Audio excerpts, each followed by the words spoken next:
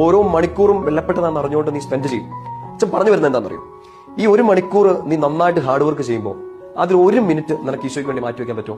60 minute 1 മണിക്കൂറിൽ നിനക്കുണ്ട്. 59 minute hard work ചെയ്യുക, 1 minute ഈശോയ്ക്ക് വേണ്ടി മാറ്റിവെക്കുക. സാപത്തിന്റെ ഏറ്റവും സിമ്പിൾ ആയിട്ടുള്ള എക്സ്പ്ലനേഷൻ തന്നെയാണല്ലോ. 6 ദിവസം നീ നിനക്ക് വേണ്ടി, നിന്റെ കുടുംബത്തിന് വേണ്ടി, നിന്റെ ശുശ്രൂഷകൾക്ക് വേണ്ടി, എന്തിനു വേണ്ടി നീ നന്നായിട്ട് അധ്വാനിക്കുക. 1 ദിവസം ഈശോയ്ക്ക് വേണ്ടി, ദൈവത്തിന് വേണ്ടി മാറ്റിവെക്കുക.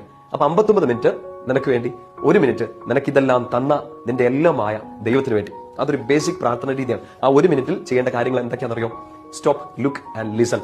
നീ നിർത്തുക. ഇപ്പൊ പഠിച്ചുകൊണ്ടിരിക്കണോ? കഴിഞ്ഞ 1 മണിക്കൂറായിട്ട് പഠിച്ചുകൊണ്ടിരിക്കുകയാണോ? 59 മിനിറ്റായി. അതിലേതെങ്കിലും 1 മിനിറ്റിൽ നീ ആ പുസ്തകം ഒന്ന് മടക്കി വെക്കുക. കുറെ നേരമായി 1 മണിക്കൂറായിട്ട് മൊബൈലിൽ തോണ്ടിക്കൊണ്ടിരിക്കുകയാണ്. മൊബൈൽ ഫോൺ മാറ്റി വെക്കുക. 1 മിനിറ്റ് ഈശോയുടെ കൂടി ആയിരിക്കുക. എന്ത് ജോലി ആയിക്കൊള്ളട്ടെ, ഓഫീസിൽ നട്ടുപൊടിച്ച് പണിയെടുക്കുകയാണ്, 1 മിനിറ്റ്, 1 മണിക്കൂറിൽ 1 മിനിറ്റ് ഈശോയ്ക്ക് വേണ്ടി മാറ്റി വെക്കണം. കാരണം ഈ ജോലി, ഈ പഠനം, ഈ ബുദ്ധി, ഈ സമയം, ഈ ശ്വാസം ഒക്കെ തന്നത് നമ്മുടെ ഈശോ തന്നെയാണ്. ഈശോയ്ക്ക് വേണ്ടി മാറ്റി വെക്കാൻ നിനക്ക് 1 മിനിറ്റ് ഉണ്ടാവണം. ചെയ്യേണ്ടതെന്നറിയോ? നമ്മൾ നിർത്തി കുറച്ചു നേരം മാർത്തായുടെ പരിപാടി നിർത്തിയിട്ട് കുറച്ചു നേരം